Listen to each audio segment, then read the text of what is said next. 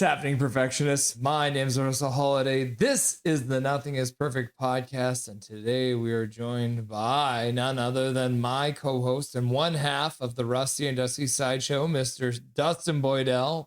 We're also joined today by a giant Vancouver Canucks fan. He is a professional ring announcer. He's got 15 years in the fight game. He's got a voice like a thunder and energy like no other. It's Mr. Ryan Ventura. So today we got together and we chatted about the season that was.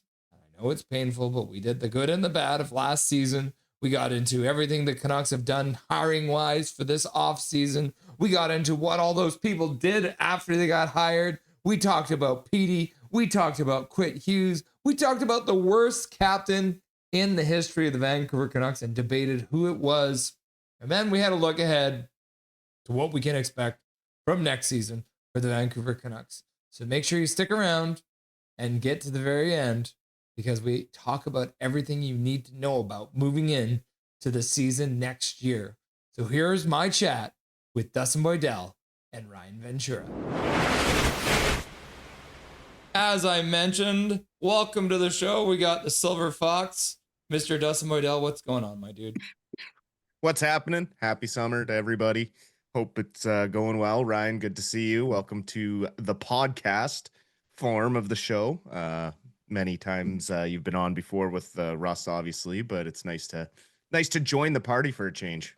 Yeah, man. Glad to be here. It's glad to meet you digitally, Dustin. And, Russell, it's been a minute since we last talked. Yeah, it's been way too long. How's the summer been? You been enjoying the sunshine or doing well? You know what? I've been doing as well as can be. The one thing that I've noticed is summer just goes way too fast. And, not that I'm complaining because I'm looking forward to this coming season. It's going to be very interesting, but I love the summertime. I love the downtime. And not to mention, especially being here in Vancouver, experiencing the World Cup and all the festivities, it's been an unreal summer. So before we talk about next season, I just, nobody wants to talk about last season too much, but we're going to try and we'll try and go for first. Let's start off with the bad news because we like to do the bad news first because then we can leave the season on a high note, hopefully. So if you had to pick the worst moment, the lowest point of that season that just occurred last year, what would that be for you for the Vancouver Canucks? I would say it was the day we found out that Quinn Hughes was leaving. I believe the day before that, the Canucks were playing the Sabres, and we were actually talking on the pod, and I appeared. It was after the game, right? Was it after the game? It was on the Friday after the game. Yeah, so it was the next day. It was after the game, and I remember this. I think I remember I said it on the pod too. I'm like, if this is really Quinn Hughes' last game, I'm gonna miss that guy because just seeing him skate on the ice, and I was probably 7 beers deep that day before we talked. Just watching him skate around, I'm like, man, I'm gonna miss this guy. And then what made it worse was right after we let him go, we figured out all the circumstances behind it. You're like, oh man, that really hurts. Yeah. He didn't want to be here too. Shoot. Yeah, because you were live at that game that night, and they lost bad, didn't they, that night, I think, too? It was horrible. Yeah. Dustin, What about you? Worst point of the season? That's pretty low, but I think the lowest point for me is the performance on home ice. There's no reason why you can't be 500 at home. It just let the fans down so bad. The people that were paying money to be in the arena and the product that it was getting trotted out in front of them was just heartbreaking. I mean, watching the season, all season long, yeah, it was painful for us analyzing it, but going in there as a fan and seeing that product, man, that's just it's so inexcusable. And it all falls on coaching, obviously, but just the atmosphere and the culture and just it felt like a prison. Rogers Arena had become a prison, and just so shortly after, it was absolutely rocking in the playoffs, you know, against Nashville and against Edmonton, and then to fall so quickly, like a absolute fall from grace. That for me was just like the lowest point of the season, was when they couldn't get double-digit wins at home. Yeah.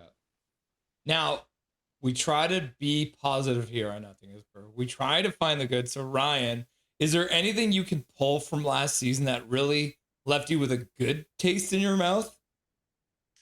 You know, I personally, I think the best times were nearing the end of the season, not just because the season was ending, but just seeing like how the boys were starting to click. You know, seeing guys like Linus Carlson step up, seeing you know, Zeev Buyam really like, you know, step it up nearing the end of the season. And it was good to see the boys like with the last few games of the season. It was good to see them look like they were having fun to be there. It didn't look like they were just, you know, oh shoot, man, I got to work today. I got to put on this jersey and play on this ice today. No, it looked like the guys were having fun near the end of the season, and that was a refreshing change. And I think like especially going into this season, myself as a fan, and I think I could speak for you guys too. You know, maybe they don't make the playoffs next year. Maybe they don't even make the playoffs the year after. But if we could see some progression, some growth, the boys having fun and some effort, like if they can like lose games that are close and like, you know, there's some fight in them, like I think I'd be satisfied with that. It can't get 100%. any worse, can it? Right? Oh, I hope not. hey. I hope not. You got mad at me for saying that last offseason, and then what happened? God, Look at what happened. We got Adam Foote. Well, so like obviously, I mean, and I'll ask you both the same question, right? Like, because we've all followed this team for a long time, for like decades. And Ryan, like I know you've been watching this team like hardcore since the, you know, the 90s. If you were to pick, like, is this season just as bad or worse than like the 98, 99 kind of seasons? I'd say it's up there. I think it's worse now because like I'm old enough to remember this like vividly, right? And on top of that too, like back in those days during the Messier days, 90, 98, 99, we didn't have like our social media feeds like bombarded with all this negativity. We didn't have like this wealth of content. Like basically back in those days, what I had to do was I had to pretend I was asleep to watch Sports Page on Channel 13 with Don Taylor. And like and for a half hour, they would talk about how bad the Canucks were, but that was only a half hour a night. Now it's like you wake up in the morning, you see how bad the Canucks did. You go to the bathroom, you see how bad the Canucks did. Everywhere you go, you're just bombarded with it. So I think it was worse than ever. Dustin, do you scroll like, because I know like, what was it, 2016, 2017? That was an abysmal season. So do you like, is that like, if you were to categorize those seasons, do you think it's like 98, 99, 2016, 2017, and then 25, 26? So that was like the three worst seasons you ever seen as a Canucks fan? I mean, if you're picking them out of my fandom, absolutely. I mean, but last season is the top because I've never seen a more poorly coached team in my life.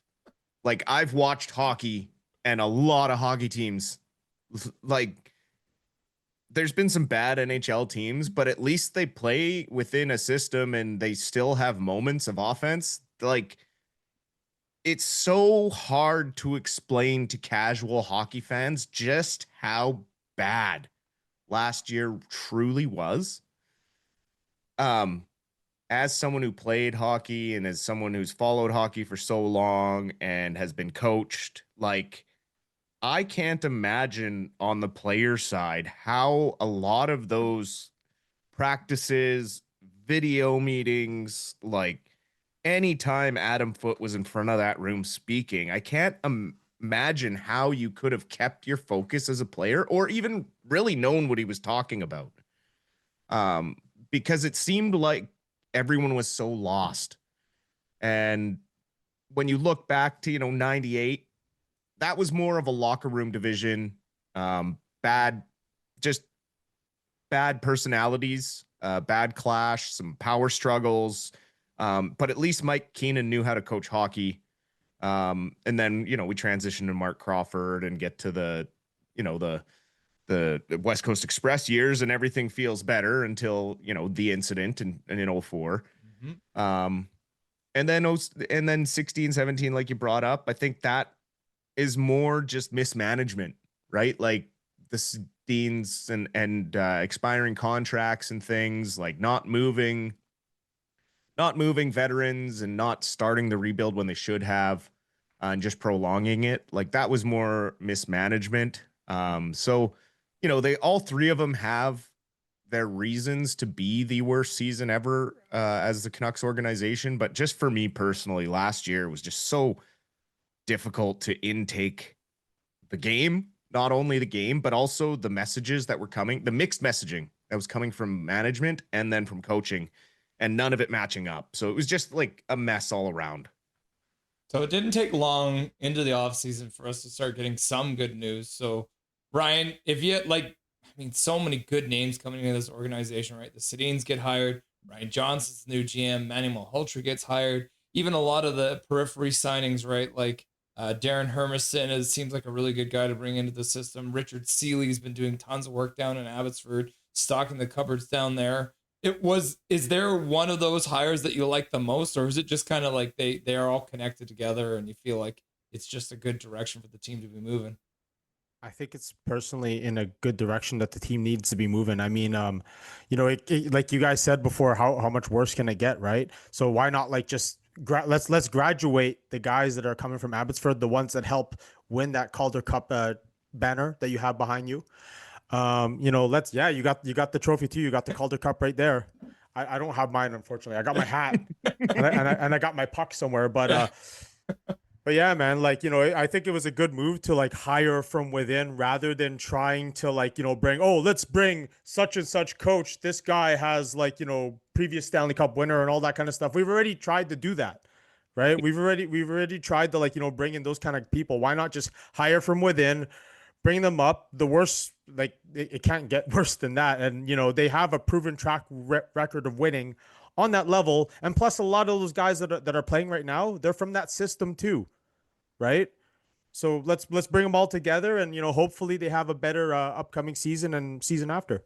I think it says something too, right? Because the other candidate that was leaked by the Sedins, I don't know if they did it on purpose or on X, but they said, I was chatting with Evan Gold. Like usually they don't even talk about candidates, but I think the Sedins might be too honest, but they'll get coached a little bit better with their media stuff.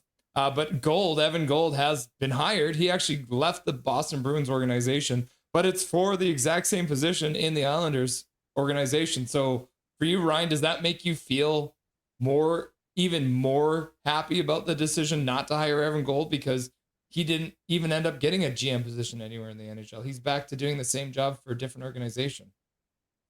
I'm like I said, man, I trust what's going on right now. Yeah, I trust what's going on right now. You can't just because someone has these kind of credentials, it might not gel with our team. It might not work within our organizations, and it might not be something that the players themselves would even be receptive to. Yeah. Dustin, what about you? Did you see that news, and how did it make you feel? No, I agree. I think it's just reassuring that the due diligence was done. I think obviously you have to interview all sorts of people for jobs, and there was, media push to maybe not go with the in-house guy with no experience, blah, blah, blah, blah, blah. It's like, well, he does have experience. He's been with the organization for 10 years. He's given everything he has to build a Calder Cup winner down in Abbotsford, took that job, as without anyone really asking. He just stepped up and was willing to take the GM role down in Abbotsford.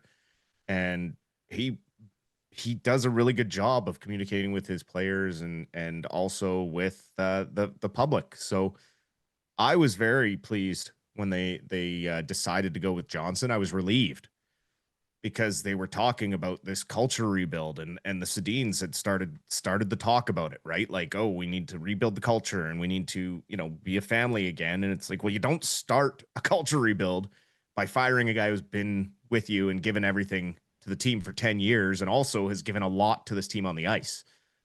We know how much of a warrior Ryan Johnson was. He got in front of every shot, and fans absolutely adored him for it, which is why I don't understand the same love doesn't go to Petey. But anyways, that's another story.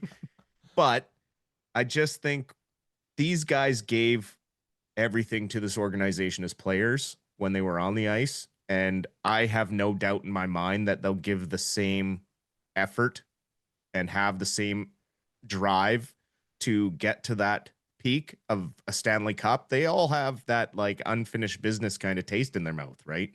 Mm-hmm. Obviously not Ryan Johnson. He didn't play in the Cup season, but he can feel that likely from the Sedins and from Malhotra. Like there's unfinished business here. And if they couldn't do it in their career, they're going to get these kids to that peak. And I'm excited to see it get started. Like for me, everything that started happening at the beginning of summer, it just meant, okay, get summer over with, get me to training camp, because I just can't wait for the fans to see the difference between what Manny Malhotra brings and the legitimate smiles and joy and energy on the ice is going to be palpable. You'll feel it. It's going to be so different. Even if they are losing, they'll lose the right way. I trust the process. Me too. Yeah. Well, and that's the thing, right? I got me and you, Dustin, and I'm sure Ryan, you agree with me too. Like I got everything I wanted. I wanted competent presidents. I wanted Ryan Johnson as my GM. I wanted Manny Malhotra as my coach. Like those were like my bare minimums. If I got those this summer, I would have been stoked, right? Like that's all I needed to be happy. But everything they've done, I like pretty much every single thing that this team has done so far through the summer. And then it's not about just hiring the right people. It's what then do they do once they've been hired. So you're looking at what they did at the draft. You're looking at what they did at free agency. They're looking at the couple of trades they made. Ryan, how stoked have you been with the moves that this team has been doing ever since they took the power? Man, I've been really stoked, man. Like, I mean, I remember watching the draft lottery with my dad, and being extremely disappointed when that ball ended up going to Toronto. I was so disappointed. Like, my dad was like, "Is that it?" And I'm like, "Yeah, that's it." Yeah, right. That's it. I was so disappointed, but then looking at like the pieces that they're given and all the young guys that they drafted and all the new people that are coming to the system, like guys like Luke Shen, he's coming back. We're going to have a Gully. He's going to be on the team and everything. Like these are the kind of players that we need at this point in time. And like I said before, maybe they don't make the playoffs like in the next coming, but if we could see progression, if we could see effort, if we could see them, like you said, losing the right way, Dustin, this is going to be at least entertaining season rather than just dragging my feet. I'm like, oh, I got to go to Rogers Arena again.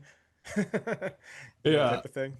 Yeah. Well, I mean, that's the thing is like you, even just the juxtaposition, and we've talked about it, right? The difference between bringing in two players that are old players, that are both wingers, that are both former Vancouver Giants. When you say that, it's like, oh, that should be a similar situation. Evander Kane and Brendan Gallagher are not the same players, right? So even just the difference in who they decided was a good piece to bring into this thing, I don't even care, right? Gallagher's probably going to be a fourth line guy. He might even be the 13th forward. He might penalty kill. He might get on the second power play unit. Who knows what he's going to do? But at the end of the day, he is going to be a positive influence on this team. And we know Evander Kane didn't. And he is still not signed to this day. He's probably going to end up in the KHL or something like that. But just the difference there, right? That's like such a black and white difference between what these two regimes are doing. And so, man, it's just the positivity is unreal. And Dustin, I agree with you. Like, let's get to training camp. Yeah, and it's the character of the people they brought in, right? You look at the way that Malhotra coaches and how like you and I watched the Abbey Canucks games, right? So one thing that's going to stand out to fans that they haven't seen in a long time is the brotherhood and the sticking up for each other. And if someone's wronged, oh boy, you better look out, because the attitude of that team is going to be take no prisoners. Good. Like it's just, you got Luke Shen on the back end teaching to play that way. And then you got Brendan Gallagher on the front end teaching the forwards to play that way. And you got Manny Malhotra setting the system. I'm starting to get goosebumps just talking about it. Like that's how legitimately excited I am for what is to come, because fans are scoreboard watchers. They get their information from X, right? And they don't dig deeper into actual data crunching or actual scouting reports and finding out who these players are. Jeff Merrick was just on Harrison Price, and he's talking about how excited he is for Canucks fans to see Caleb Malhotra, because in this junior showcase, he said he's already improved his game to the point where he looks like he could play for an NHL job.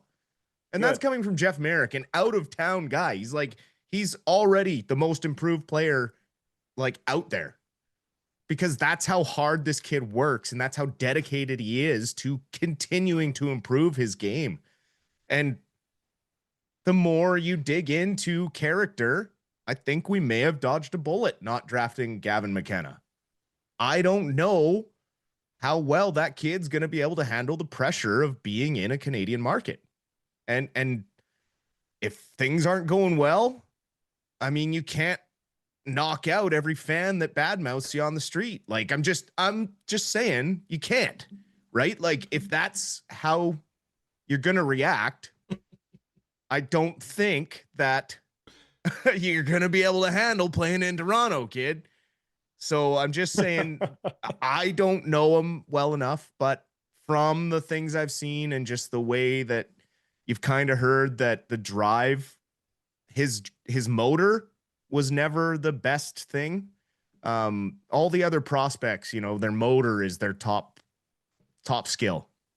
And so that always scared me away from him a little bit. It's one of those guys that has too much talent, maybe not enough oomph. Yeah, I could see that. Yeah.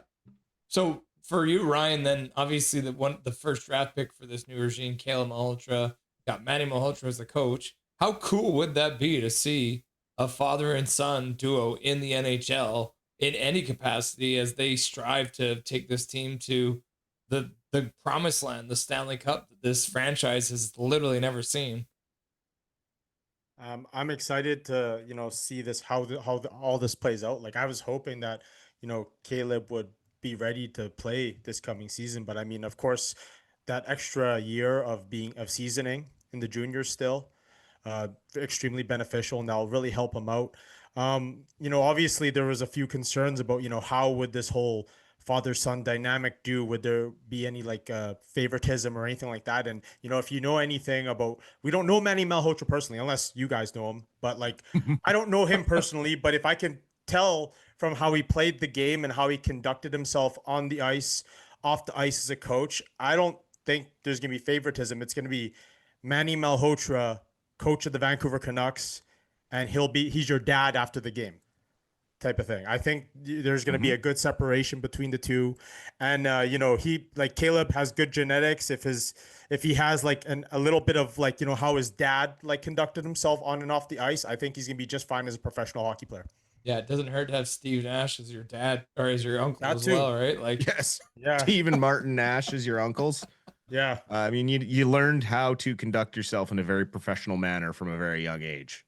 And so I'm not worried at all. Every time this kid talks, I'm like, oh my God, is this kid 18 or is he 30? Let's be real. When was the last time you saw a guy that got drafted by the Vancouver Canucks legitimately that excited to be drafted by the Vancouver Canucks? I don't think there's any faking. It was Podkolzin. It was Podkolzin. Okay. I miss Pods too. I love and Petey. Yeah. Petey's always, I mean, the picture when he was a kid, right? And the Canucks sweater, that's why he's here. He's been a Canuck fan. He's bled the Canucks. So I just hope he has that bounce back season that Russ and I both know that's inside him. Yeah. I hope he does too. He not only does he need it, the team needs it. The team needs it. Yeah.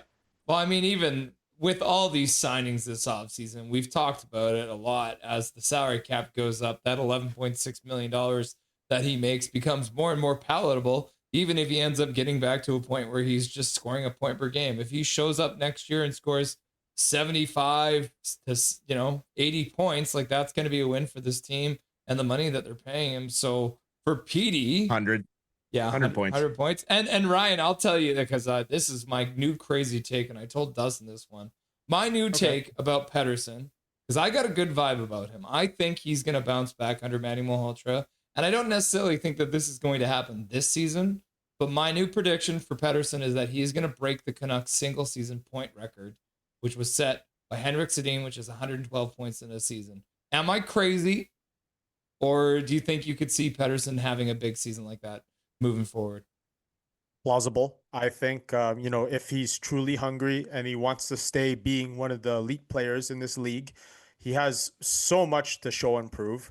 There's, so many naysayers, so many doubters, so many people out there that really question his worth as a hockey player.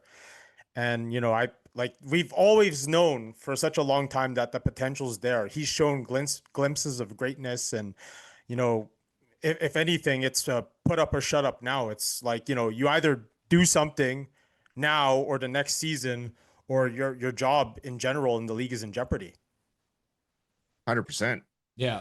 I mean, they just recently put up a video of the highlights of Pettersson from this season, Dustin. And yeah, there were some beautiful goals. There's that one goal he scored on the Sharks, falling down, going through a couple people, banging the puck to himself. And that's great. But we talked about all year. What did we see on Pettersson's highlight reel that they just posted on Canucks socials?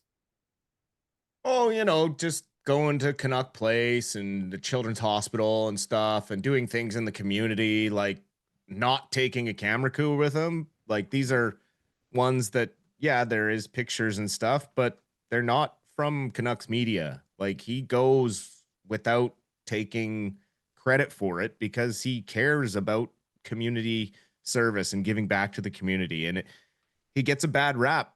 It's just a constant attack on him ever since Talkin came in and kind of tried to just turn everyone against him. One of the things that I look at from that post is that kid's not going anywhere. You don't put a highlight package out with him on and off the ice and promote him as one of those, community leaders of your team if you're looking to move him. The trade rumors have all but disappeared, but he was aggressively being pursued by teams.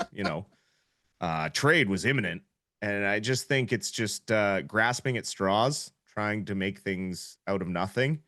I think when you look at Manny's personality, I mean, it reminds me so much of Bruce Boudreau in the sense of the respect he has for the players and their abilities and not putting them in situations where they can't succeed, and also not trying to neuter their natural talent. And that's exactly what Talkin came in and did, is just basically cut off his talent balls. And when he turned into a defensive player, that wasn't enough for people. And then he had no support. I mean, he basically did the last 2 seasons with no legitimate top 6 wingers. So I would expect some better line combinations, some more situations where it's like, man, if you want to just go, use your creativity, man. You're our top line. We have other lines to shut down the other team, and your job is to go out there and score goals. So I'm excited to see what happens with him. I think fans are going to be pleasantly surprised with the rebound. And I just personally for him, I think he's going to feel more relaxed with the organization supporting him for a change and pumping him up by putting out something like that on their social media and giving a little more positive criticism or positive support rather than just constantly being critical and telling him he's not a superstar and trying to use this reverse psychology bullshit that clearly just shut him down and turned him into a hollow shell of himself. Well, if I can interject, judging from all the different staffing changes that were made and, new coach, new general manager, new staff and everything like that, I feel like these guys are more friendly towards this current generation of players compared to let's say an Adam Foote or Rick Tocchet, or if you really want to go way back when we had Tortorella and all that kind of stuff. Like, those guys are like the old guard of hockey. And, they have this mentality where it's, my way or the highway, if you're not performing well, bag skates, the drill sergeant type of thing. Whereas you could tell from the Calder Cup, Abbotsford Canucks that won. Like these guys, they played for each other, and like the coaches and the staff, they all felt like they were one and the same. It wasn't like, I'm better, I'm the coach, you listen to me. It was like, let's focus on people's strengths and, like fill in the gaps where they need be, rather than like trying to force someone to play a way that's not their way of playing. Yeah. Does that make any sense? Oh, 100%. Oh, absolutely. I mean, you look at the Manny Malholtra's locker room speech after they won.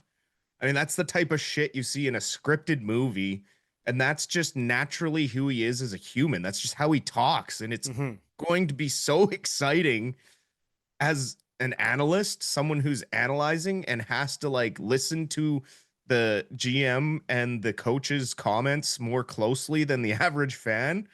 It's going to be nice to actually understand what's being said, and it's going to be nice to have some positivity. And you also brought up the old guard, and one of the things that stuck out to me right away is the shot across the bow kind of that RJ threw at the old coach and older staff. I don't think he particularly liked how the organization was being run.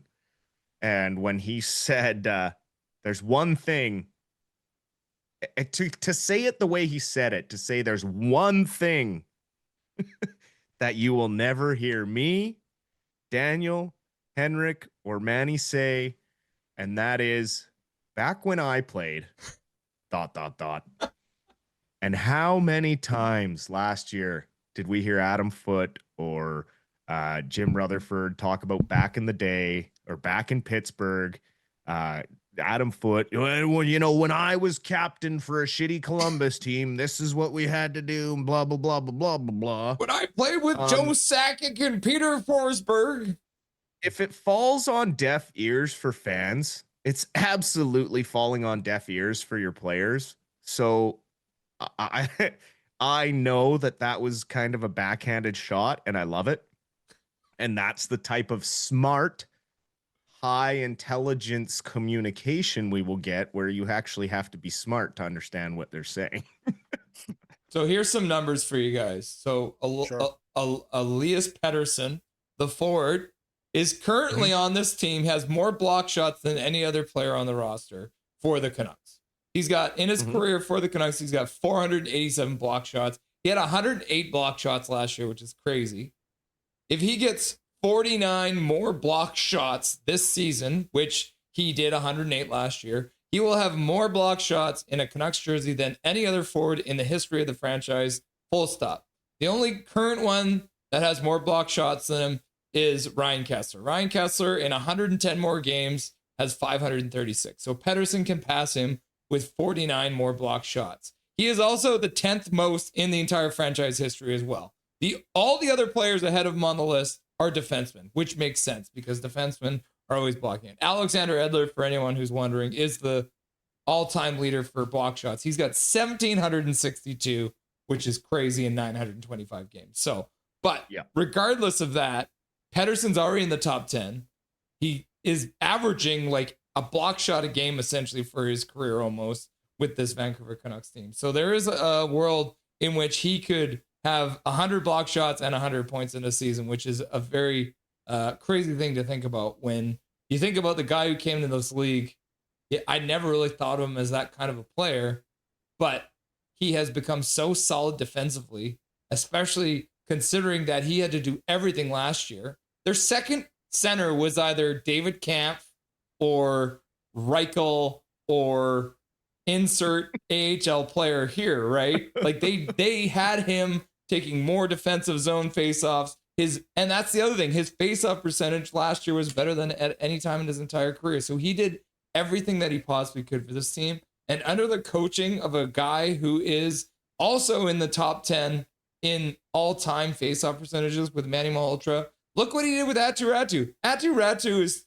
flirting with being the best faceoff percentage guy in the history of the league. He is either 1 or 2 right now on NHL.com. So I think that Manny Malhotra's influence on this team, and specifically a guy like Pettersson, is going to make a lot of people eat crow. And we're not talking about Mark Crawford because you're not allowed to eat people, but it is going to be crazy to see what EP40 can do once he is playing in a system that Manny Malhotra creates, because it's going to be great. I'm very excited for everyone to see what's going to happen here. So we're being very positive, guys. And Ryan, I wanted to talk to you about Demko, because obviously he had the double hip surgery. He's talked about how that's going to fix everything. We saw a couple videos of it. He met Manny Malhotra. He's stoked to see him. We saw him down in San Diego earlier this summer throwing out the first pitch. So it's a good thing that he's actually traveling, which means he is not rehabbing anymore because he can actually travel. He might not be ready for the beginning of the season, but if Demko stays healthy and can play 50 games, am I crazy to say that the Canucks could be a bubble playoff team? No, that's not it. That's a very possible thing. Like if everything goes well, like, with his surgery and just everything starts to click, I mean, yeah, why not fight for a playoff spot? I mean, even if he wins 30 out of those 50 games, isn't that more points already than last year? Yeah, that's already 60 points, right? That's already a victory in itself. We already have a better point total than last year. I mean, like, he doesn't even have to win. He doesn't even have to go that high above 500, man. Like, it's just like the smallest victory, I think, for Demko is making it through a season without having to hit the IR. Oh yeah, for sure. I mean, especially a goalie of that caliber, I don't want to see his talents get wasted because his body got the better of him. I hope that his recovery is going really well, and I'm sure he's taking it the right way. And everyone like on the team is doing everything that they can to make sure that he's taken care of and recovering well. Well, I think that's the thing is, I think it's going to be this Vancouver market. What typically happens is whatever the Vancouver market gets, they want the opposite, right? So this season, everyone started off, we're like, oh, we're gonna playoff team, we're gonna be really, really good. Everyone was really choked when the Adam Foote experiment blew up, all the injuries, all that kind of stuff. So people at first were upset that we were so bad. Eventually, everyone came around, even me. I was predicting a playoff team like many other people. Eventually, Quinn Hughes is gone. I was like, okay, I have to accept the fate of this franchise. As I mentioned, me and Dustin think this team could be really good, especially if Demko could use this surgery to stay in the lineup. Would you be upset if the Canucks were good enough to be a bubble playoff team next year? Because a lot of people talk about the mushy middle, and a lot of people talk about tanking for DuPont, because Landon DuPont is supposed to be one of the best defensemen coming out of the draft in a long time. Do you want to see another high draft pick? Or if the Canucks are good, you're just stoked to watch good hockey? Go ahead, Dustin. You want to go first, or should I? No. This is all you. I mean, I've given my opinion a lot on where I think that the team's at. So the floor is yours, please. To be honest with you, I'm one of the few people like that are a minority in this fandom where I personally don't like the idea of tanking. I think it's stupid. I think that every game, whether you're the best in the league or not, it's like you give your best effort and you try. Right? You try your best for the best result. And, let's say, for example, they gave their best, but it still wasn't good enough, but we got that high draft pick. Great. But they gave their best and they at least got to get that experience and get that playoff spot. Like, I think that's a positive thing for the market. It's a positive thing. And I think it could be good for the young guys too, to get a taste of what the postseason could be like and what it takes to, play at that level of hockey. So, if it turns out that everything is positive, they do better than expected, great, they make the playoffs, I'm happy. Yeah, it's going to be interesting to see what happens. Because like I said, I think Demko's that talented of a goalie that he could carry them. Yeah, he could carry this team, right? And I think the best thing for Demko and his health is probably that he doesn't have to carry this team. And I think defensive structure is going to be one of those huge things. And for you, Dustin, like a guy like Jordan Smith, we've chatted a little bit about it, but how excited are you to have a guy like Jordan Smith who runs a very tight defensive structure down there in Abbotsford for the last 2 years to come up here and now be Manny's right-hand man to be able to run that same system with a bunch of young guys who are probably going to flourish when they have a bit of structure back there. Oh, we won't even recognize Zeev Buium. Like, that kid's going to be unfriggin' real. after Jordan Smith gets his hands on him. When they figure out the system where the defensemen are allowed to activate, that kid's gonna fly, and it's gonna be real fun to watch. I love the balance we have in our defense right now. And I think one of the issues with the fans and wanting these draft picks is that gap that I've talked about it ad nauseum. And I probably sound like a broken record at this point, but Benning traded away so many draft picks that he left a gap between like the ages of 20. We haven't seen a high draft pick or a high end prospect since Quinn Hughes, right? And so there's just this need to see one of these young guys break through and succeed, and it's coming. Like, that's the thing is Alvin and Rutherford did have to restock the cupboard, and those guys are right there now. A lot of them are these defensive prospects that are making the jump a little quicker, but we have Coots, Pettersson, Sherrod, these other prospects in the pipeline. Like, I don't necessarily think that we need Landon DuPont. Would I love to have him? Abso-freaking-lutely. Would I love to have any first overall pick? Abso-freaking-lutely. Like, every team would, but you can't base your future on those hopes, right? The best you can do is hope maybe if you don't think you're going to be a playoff team, you hope that you're going to be in the top 5 picks, because it is a deep draft, and anyone in those top 5 of this upcoming draft should be potentially NHL ready the following season. Yeah, the Canucks finished dead last. They didn't get the first overall pick. Exactly. Right? Chicago hasn't finished dead last in a decade. They still got Bedard, right? That's why it's a draft lottery. Yeah. There is an element of luck to the whole situation. So it's not like you're going to guarantee yourself the number 1 pick by finishing dead last and putting your entire fan base through pain and suffering for 84 games now. Exactly. And that's why I'm with Ryan, where I just want to see that improvement and them striving to play hockey the right way, which we'll see immediately when they go back to a zone defense. I mean, everyone's going to be so much more mobile on the ice and have, I just can't wait, man. It's just, like, I can see it in my head already. And just the plays are going to blow people's mind just because it's going to be structured. It's going to be tight hockey, but it's also going to be exciting because if we take a big hit, then there's going to be someone dropping the gloves and standing up for their teammates, or, broken plays out of the corner. The default play isn't going to be the pee-wee flip it back to the point. It's going to be look for a cycle first or a scoring opportunity on a broken play. So I just think, the 180 is going to be so unreal. And once some of these young guys, once Manny coaches them and we get, a couple months into the season, people are going to quickly forget about Landon DuPont and wanting that first overall pick. It's just, they'll figure it out in a real hurry. Ryan, what do you think it does for the team's mentality? Because I talked about it like beginning of last year. They still had Quinn Hughes. They had, Filipino looked really good out of the gate, right? Like, all this stuff was going pretty good for the first couple weeks. But there was that pressure to make the playoffs. It was about winning. Now, everyone thinks this team is a joke. You look at any prediction for next year, the Canucks are always in the bottom 3. Like, most people have this team finished dead last. What do you think that does for this team's mentality to have essentially zero pressure to win moving into this new season? It's funny that you asked me this because, like, my dad and I, we had dinner last week, and he asked me, and he said the exact same thing. He's like, hey, this might be a blessing in disguise because there's a lot less pressure on the boys to perform because everyone thinks they're going to suck.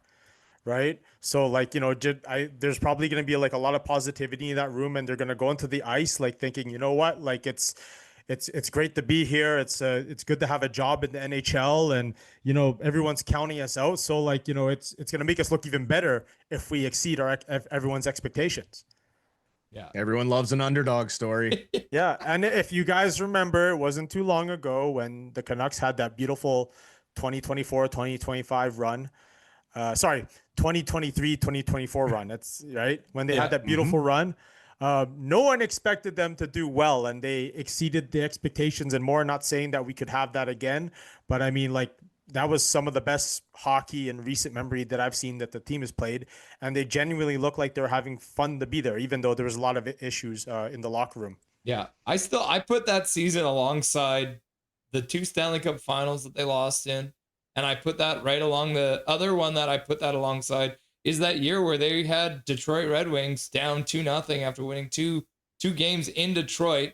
If Dan Kluche doesn't implode on himself, that's a team that could move on and compete for a Stanley Cup. So for me, those are like the 4 playoff runs that really stick out for me, where it's like, what if something had been slightly different, right? In 2011, Yeah. what if they weren't so injured moving into that series against a Boston Bruins team that had literally no injuries? Or 94, what if, Lafayette doesn't hit the post, right? What if Trevor Linden doesn't have broken ribs and torn cartilage and he can play healthy in that 7-game series? What if Brock Besser didn't have a blood clot? And what if Thatcher Demko was healthy? Like 23-24, that team had so much depth and so much talent. They had Elias Lindholm as their 3rd center. That's crazy. They could have gone all the way. Man, I really miss Big Z. Big Z was a lot of fun that season too. Yeah. Great guy to watch. Yeah. And that's what I had missed as well. I kind of talked about it a lot, talking about how the Canucks didn't have a glue guy.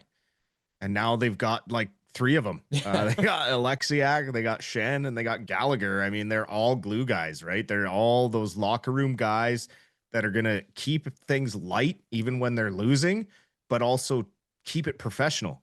Like, yeah, you can have fun. Like, you don't have to take losing to the point where like you hate your life and you don't want to come to the hockey rink. Like, you're not going to win every game, but as long as you left everything on the ice and you gave it everything you had and think you played the right way, then you're going to win some, you're going to lose some, but you're going to start winning the majority more. So Ryan, for the obviously now the Quinn Hughes trade has been completed. They drafted Adam Novotny with their 24th overall pick. So you got Novotny, Rossi, Ogren, and Zeev Buium for Quinn Hughes, right? Quinn Hughes, by all accounts, is talking with Bill Guerin, but they call it Quinnesota or Quidasota. We'll have to wait and see what happens. If Quinn Hughes does not re-sign with the Minnesota Wild as an extension, and looking at the players that the Canucks got for him, would you say that the Canucks have a chance to win that trade despite the fact that they lost the best defenseman in franchise history? Absolutely. I think it could be a blessing in disguise. And he'll go down as one of the greatest defensemen to have ever worn a Canucks jersey. Maybe one of the worst captains in the team's history. I think you can argue that. But why would you want a guy that doesn't want to be here long term anyway? Right? No matter how good he is or how good he was, and maybe he had some friends in the locker room and everything like that. But as a fan, I'm a little bit sour because like they gave him the C. They gave him the C, hoping that he would stay. It's like, oh, this guy's so good, generational defenseman. Let's give him the captaincy to a Canadian market. Maybe that'll entice him to stay if you give him responsibility. But no, man, like I don't want that like kind of player like on the team. And I think like in the long run, like short-term pain, long-term gain. Yeah, I think it's going to work out in the end for the boys. If you're looking at those pieces, right? Obviously, me and Dustin have talked about Novotny's a guy. He's already 200 pounds, right?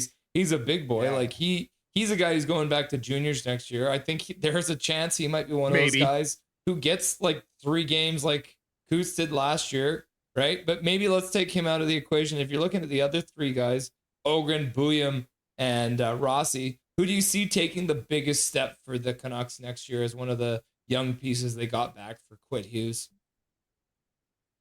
Say that again. Which of the 3 guys do you think take the biggest step next year between Buium, Rossi, and Ogren for the Canucks next year? I think like Buium is gonna take it to another level, but I honestly feel like every name that you mentioned, like especially Rossi too, because like he had to like take some time off due to injury and all that. Like I think it's gonna be like a bounce back year for all 3 of them, and they're gonna they're going to impress a lot of people, especially now they get a full season in a Canucks uniform. Like there's so much to be excited about, honestly, like Dustin said. Yeah, it's crazy. Yeah.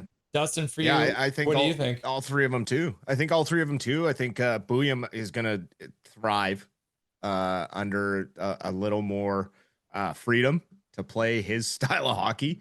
That when you go back and look at his U.S. national stuff and playing for those junior teams and things. I mean, that's what we want to see, and that's what he will be allowed to do.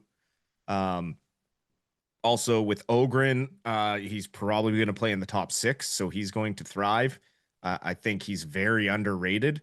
I like maybe the opportunity of putting him back with giving him a chance with Lekkerimäki as a wing pairing, because they have history of playing very well together in the past as young players.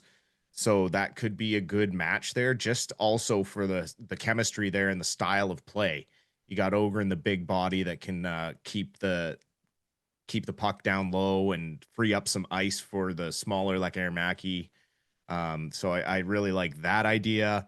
And then Rossi, like, he admitted he came back too early from the knee injury, trying to prove himself as a player to Canucks fans and to the organization. And those last 10 games, when he came back, when it was legitimately healthy, we saw, holy shit, this kid can fly out there and can control the offense and can control the puck. I'm really excited to see what he does on a healthy knee coming out of the gate next year. And I just hope that everyone can kind of stay healthy and have a better season in that sense, because boy, did the injury bug just make everything so much worse last year. Yeah, 100%. Yeah. Would you like that as a top line, Ryan? Like, that's what kind of me and Dustin are talking about, like Ogren, Lekkerimäki, and Pettersson as the top line for the Vancouver Canucks next year. Does that make you feel happy? Let's give it a try, man. Like, I mean, what, again, like, you know, what else like hasn't been tried already? And I think like just putting Petey together with some guys that could be fun with him, I think that would be a good thing. Cause like, I remember like, you know, when he would have line pairings with guys like Kuzi and all that, like some of Petey's best hockey came when he just played with fun line mates. Yeah, 100%. Yeah, it should be. Yeah, we're very excited. And I think if me and Dustin have seen anything watching the Abbey Canucks over the last 2 years very closely, it's that Manny Malhotra doesn't care how much you make. It's all about how you perform in practice and what you do when you show up on the ice for game night. There was guys like Klimovich. He was playing on the 4th line down there in Abbotsford. People were like, what the heck is going on down there? Because he seems like a guy who should probably be in the top 6. And eventually, once Klimovich started pulling his socks up and work a little bit harder, he did get some time, but nothing is guaranteed. So the roster spots all need to be earned. Whereas with the previous regime, it felt like, you know, oh, we got to get him to 1,000 games. Oh, and by the way, we're going to play him in the top 6 because he's a veteran player. And that's the only reason that some of these players are getting up there. So I think with Manny Malhotra, it's just going to be a complete, again, night and day of people earning their spots in the lineup and looking really good while they're doing it too. So that's all very exciting. Absolutely. So Ryan, for the one last thing I'll say before we move on from Quit Hughes forever, he will be back in the stadium. I think it's October 24th, pretty early in the season. How much of a response, negative or positive, do you think Quit Hughes gets when he returns to Rogers Arena? Have you guys like seen some of the comments on Instagram about him? Whenever there's a post about Quinn Hughes, do you see any of the comments about him? No, it's brutal. It's pretty toxic, man. I think it might be a loud ass boo, eh? I think so. I think it's gonna be a loud boo. Like, I don't know, man. Like, I have really mixed emotions about him because, like, remember, not too long ago, we were having a conversation, Russ, after like that Sabres versus the Vancouver Canucks game. We were both talking about how much we're gonna miss that guy and all that kind of stuff. You know, if we want to like look at the positives during his time as a Vancouver Canuck, wow, what a player, right? A lot of great memories. Maybe not the best leader to have ever worn the C. But I mean, like, only time will tell what will happen. Like, I feel like time heals wounds. So like when Minnesota comes to Vancouver, people are gonna let him have it, and they're gonna let him know that they weren't happy with how he left. Yep. 100%. But there will be a time down the road when it will be a lot easier for me to walk around with a Quinn Hughes jersey. Yeah. Right. Well, we just need Steve William to break his franchise records, and then we're good. Yeah, exactly. But I mean, I mean, like, I don't know, man. Like, it's It's such a hard thing because like I personally think like the most hated guy to ever wear a Canucks jersey has to have been Mark Messier. Yeah. And I think that's like the highest tier of hatred you'll ever get for a guy that wore our jersey, right? Yeah. And then Quinn Hughes is not even close to that tier. I think Or is he? I think what stings more about Quinn Hughes is he was drafted by this organization and given the chance by this organization to go do his NCAA thing, take his time down there to develop, didn't sign his entry-level contract right away. Let him do his thing. Like, they catered to him right from when he was drafted. And then to just turn your back on it because, you want to go back to the US or you feel like you want to play with your brothers. Like, you're the captain, man. You should want to see this organization through. Like, when you accept that C on your chest, like, you're accepting the weight of the world on your shoulders for that organization. And to go from someone like Bo Horvat, who was drafted by the organization and accepted that weight, right? Like, the knock on him was always like, oh, he didn't get in there all the time. Like, if a teammate was getting pushed around, it's like, well, it wasn't his game. Look at how he's developed it for the Islanders. And now with Anders Lee moving on, I would not be surprised in the slightest if they give him the C as an interim between, letting Matthew Schaefer grow a bit in the league. Like, yeah, Matthew Schaefer is the obvious future captain of the Islanders, but I don't think it's the right time to give him it as a 19-year-old. Yeah. Because maybe he has that sophomore slump and you put that C on him and then the fans get against him. I just think you have the perfect candidate in Bo Horvat in the way he plays hockey and the way he's gotten 30 goals consistently every freaking year for the last, 6 or 7 seasons. So, like, that stung so bad for me, dude. That and really so stung for me too. that's why Quinn Hughes for me is so close to that Mark Messier bar, especially after all the information came out about him wanting out, and he basically held the organization hostage, forced them to make a bunch of decisions they didn't really want to make, but they made them. Yeah, they essentially handed him the keys to the kingdom. It's like, oh, yeah, you're an Adam Foote guy. We're gonna hire Adam Foote. Oh, you wanted Kiefer Sherwood? Kiefer Sherwood was great, by the way. You want Kiefer Sherwood? We'll get Kiefer Sherwood, right? Yeah, we'll it's do like, all these Demko's things your for buddy. you. We'll give him 8 by, we'll give him 3 by 8, right? Like, like when he's injured. Yeah, it's just the decisions that were made were very strange. The long-term contract for Connor Garland as well, trying to appease Quinn Hughes, just all these moves. When you look back, it's all just dominoes that were for Quinn, and then he just said, fuck you guys, I'm out. And that's why it bothers me so bad. All right, Dustin, now that you bring that all into perspective, now I'm mad. No, but like, I don't discount his talent as a player, right? That's the thing is I will never discount that. I will never badmouth his abilities as a hockey player, but he was given the C and he had a responsibility, to quote a blockbuster movie that's out right now or franchise, with great power comes great responsibility. Yeah. And that comes tenfold when you wear the C for an NHL organization like that. Those are big boots and you better be ready to do it. You better be the number one guy in the community. You better be the number one guy in the media. You better be the most liked guy in the locker room.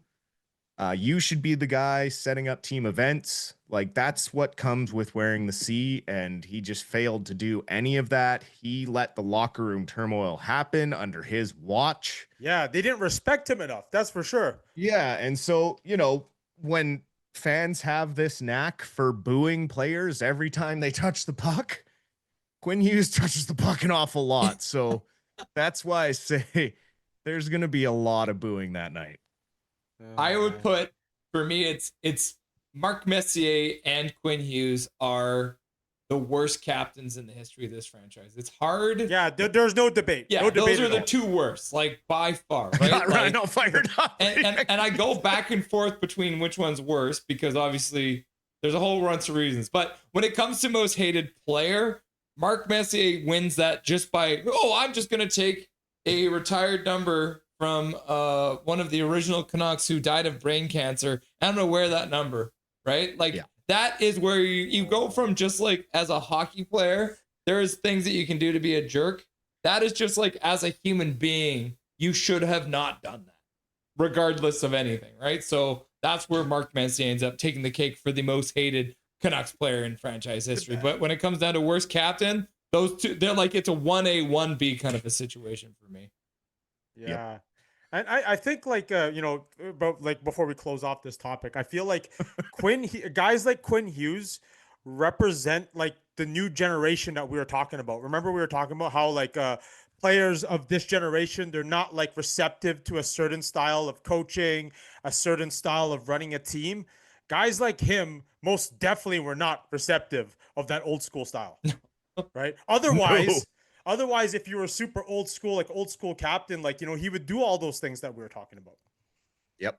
Well, it's interesting, even like you bring in like JT Miller, who was one of his close buddies. JT Miller was the faux captain. And as soon as that was gone, it got even worse because JT Miller was the guy who was holding all the team dinners, bringing people over to his place. Like, that's what they all talked about. JT Miller was the one who was hosting.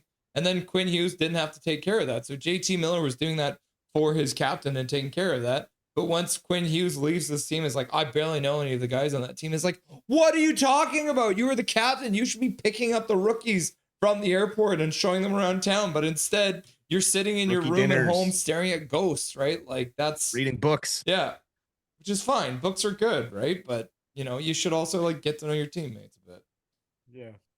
Yeah. Ryan, what's your way too early prediction for the Vancouver Canucks next season? No. Okay, before I do that, let's bring one last thing I wanted to talk about, something that happened this offseason. Sportsnet 650, the official voice of the Vancouver Canucks, where you find all the talk shows all day long, where you find the Canucks games, post-game shows, pre-game shows, all that great stuff, is now closed. Rogers shut it down. Sons of guns. Can't believe they did it. But of course, Black Friday happens, or whatever it was, a Black Tuesday, and they fire everyone, shut it straight down. The games are probably going to be broadcast on like Jack FM or something like that. So what kind of hole has that left in your life? And what kind of hole do you think this is going to leave for the Canucks in general moving into the next season? Well, I'm going to tell you right now, like I'm one of those guys that I don't really personally listen to the radio all that much. However, I grew up listening to CKNW, listening to the games, listening to the sport talk, like TSN 1040, all that other good stuff. And, it's a reflection of the times because most of us, we stream, right? We consume this content, this show that you have, Russ. Like, this is like, you are a part of the sports media. Even if you're not a formal journalist, you're a part of the media that covers this team. And it was kind of like a long time coming for, radio to slowly disappear. Like most people, like, you'll have like some people that just turn on their radio in their car and they'll randomly like listen to like weather reports or whatever. But for the most part, you're consuming music with Spotify, Apple Music, YouTube, etc. And it's kind of the same thing with sports nowadays. And, I think it's never been a better time to consume sports media content because you have these guys that are seasoned, that have been covering the team for years, working in this industry for years. Now they're free agents and now they're like able to control their own destiny and do their own content. Now, like, I don't think there's such thing as too much content, right? There's always room for shows like yours and there's always room for more shows. And the cool thing too is because like now they're not tied down to like Rogers or Sportsnet or like any official platform. Like if you guys listen to Sakara and Price, I'm sure you guys listen to that show, right? My dad and I are like, it wasn't too long ago when these guys had a show, they couldn't use the F word. They couldn't say the S word. Like Dustin, you love to swear, right? You love swearing. We all love swearing, right? But like Absolutely. those guys weren't allowed to use those choice words on Sportsnet or TSN or whatever platform that they had. Now they can use them all on YouTube. Now it's going to be fully uncensored unless like they have sponsors to please, media people to please. But for the most part, if they are just like sponsored by Bet365 or whatever, all the gloves are off. They can say whatever they please. And on top of that, they have the sources. Yeah. We had Trevor Linden say shit on my show. So that's pretty cool too, right? Yep. Yeah, that's cool. That was a great episode, by the way. Thank you. Yeah. So too early predictions, Ryan. What are you looking for the Canucks next year? What do you think will end up actually happening for the Vancouver Canucks next season? gonna be extremely optimistic, and I'm gonna say those boys, they're gonna be fighting for a wild card spot, baby. Those guys are gonna be fighting tooth and nail for a wild card spot. And just for some reason in my head in this scenario, like I I could see them like missing it by this much. And at the end of the day, I think that's progress. Yeah. My man. You can get better as a team by getting high draft picks. You can also get better as a team by experiencing winning hockey. So I have no problem if suddenly this team, like we've talked about through this whole podcast, surprises everyone except for me and Dustin and yourself and ends up making a push for the playoffs. And I'd be absolutely fine with that. Me too. And like, I've never been like a guy that's like, oh, we should like, continue to lose so we can get such and such player. Like name a time when like one guy actually made that much of a difference right away. It's like it's a once in a generation thing, right? It doesn't happen that often. So I'm not willing to like gamble on that. Great if we get like a Landon DuPont or like whatever high level draft pick, but it's not something that like, I don't pay top dollar to go to Rogers Arena to see them lose and look like crap. Yep. McDavid doesn't have a cup, right? Yeah. That's what I was just about to bring up, Russ. It baffles me. It baffles me that just one province over, one of our biggest rivals, Canucks fans understand that you can have first pick after first pick after first pick, and you can screw it up and not win the cup.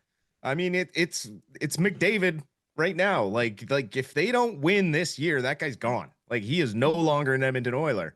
And so you can have a generational talent all you want, but if you don't have the right coach, if you don't have the right chemistry of a team, like when you look at the makeup of this team, if they can just get rid of Jake DeBrusk, it'll be perfect. Okay, I'll ask Ryan one more last question because Dustin brought him up and I was going to ask you about it. Me and Dustin both want DeBrusk off this team. We want him traded. I think we can get a second or first round pick for him. Do you think DeBrusk gets traded before the season starts, before the trade deadline, or not at all? I think before the season starts. I personally, I like the way he plays the game. I mean, like not like, as of late, but like I like his approach to the game and everything, but clearly it's not working out. I myself, I'm a diehard Pokemon fan, so I collect Pokemon cards too. But like that's besides the point. We're not paying him. The Vancouver Canucks are not paying him to be a Pokemon card collector. They're paying him to be a hockey player. And so far, like, it's been very subpar in his time here. And, maybe it's best for all parties that he moves on. Yeah, I'd be. And kind of having the arrogance to say that your game doesn't suit a rebuild when you are streaky. Yeah, man, that was a horrible choice of words. Horrible choice of words. When you're so streaky, you just can't say stuff like that publicly, man. Oh man, and like, yeah, you had a few good seasons in Boston and all that before you came here, but I mean, you haven't played the best hockey in the Vancouver Canucks uniform. Yeah, his entire career is streaky. Right? Yeah. Like streakier than my underwear on a bad day. What are you eating? DeBrusk for Podkolzin? Yeah. DeBrusk for a draft pick opens up a wing spot for Adam Novotny. Yeah. That's all I'm saying. Ryan, what's going on with you for the rest of the summer before the Canucks get going on? Oh man, I'm just ring announcing, doing some events here and there. I'm going back. So remember a while back, like I was telling you, like there's something kind of hockey related that's like super big and I'm a part of. So just like 2 months ago in May, I made my debut for Bare Knuckle Ice Wars, which is that nice. the ice hockey fighting promotion. Yeah. So I made my debut with them in May, and like it was a really interesting like event, really dope event actually. So like it felt like I was in an episode of Shoresy, but like I'm making my like they just they're debuting that they're gonna be debuting on ESPN in the next few days, so that's pretty big that I'm gonna be on ESPN under their promotion. And in September I'm going back for their upcoming card on September 5th.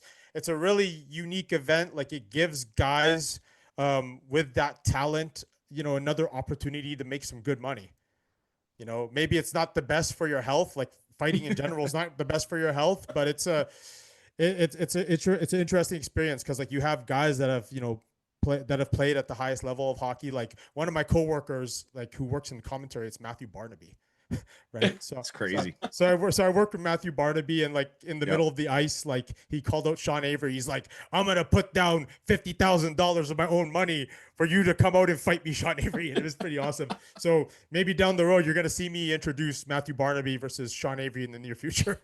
Oh, that'd be amazing. Congratulations, and I can't wait to check some of that out. I'm sure we'll be able to catch some of that online at some point. Yeah, Yeah, make you sure will, next you time you will. talk with Barnaby, ask him what it was like fighting Sean Burke.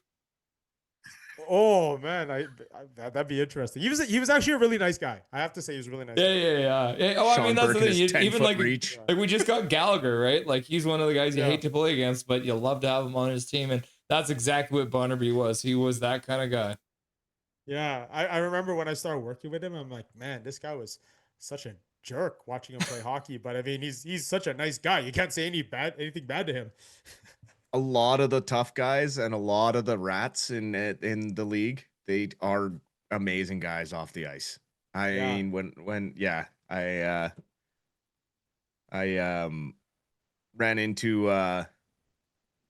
Darcy Hordachuk in Oh, Seattle yeah. once at Pike Place Market, and he approached me because I was wearing a Pavel Bure 90s retro t-shirt, and he played with Bure in Florida. Actually, like would still go and visit him in the summers and hang out at his place over the summer, and their families were really close. And like I was just standing next to him. He was looking for cheese curds to make some poutine, I guess, with his wife, and they had their little kid in the stroller. But I'm just kind of standing there, and he turns and puts his hand out and says, "Hey, I'm Darcy." And so I shook his hand. I was like, but no, it was super nice. Like told me all this stuff about Bure and how he's such a cool dude, and clearly I must be a fan wearing a Bure shirt, and fourth line grinder, no business, like doesn't know if I'm gonna recognize him or not, but like clearly knew I did because I was kind of like I must have been ogling him a bit, but yeah, no, it's just those tough guys are always really super nice. Yeah, they are. Actually, you know what? I just realized something. So like at the last event, I actually introduced Todd Harvey's brother. Oh yeah. Oh, okay. Wow. I introduced his brother Kevin Harvey. That's awesome. Fighting for draft Yeah. Did he picks win? and fighting on the ice. Yeah, he did. He won. It was a good Beauty. fight. There you go. Yeah. That's awesome. Ryan, before we go, is there anything you want to say to all of the perfectionists who are listening and watching this show right now? Man, it was really good to catch up with you guys and be on the show. Nice to meet you digitally, Dustin. Yeah, man, last season, it's behind us. Canucks Nation, let's move forward. Let's have some fun. Let's go back to having some fun again. That's what I want. That's all I want. Thank you guys very much for sticking around to the very end of this podcast. It was a lot of fun chatting with the boys. There will be more of them coming up on the podcast, on the stream, moving into the new season. We are going to be live during the prospect showcase between the Canucks and the Seattle Kraken. We're going to be live for all the preseason games, and we're going to be live for every single Vancouver Canucks game, all 84 of them, including, but not limited to, 15 times in which we will do a Canucks doubleheader, and that means we will cover an Abbotsford Canucks game and a Vancouver Canucks game in the same stream to keep you up to date on everything that's happening in this franchise at the AHL level and the NHL level. So make sure that you hit the like button, that you hit the subscribe button so that you're going to be notified when we go live, because there's going to be live guests for the intermission, games, fun. We're going to have people live in location at Rogers Arena and sometimes even in the away arenas down in the States, in California, in Dallas. It's going to be a lot of fun. So remember, my name is Russell Holiday. This is Nothing is Perfect. And make sure that you make good choices. Nothing is perfect.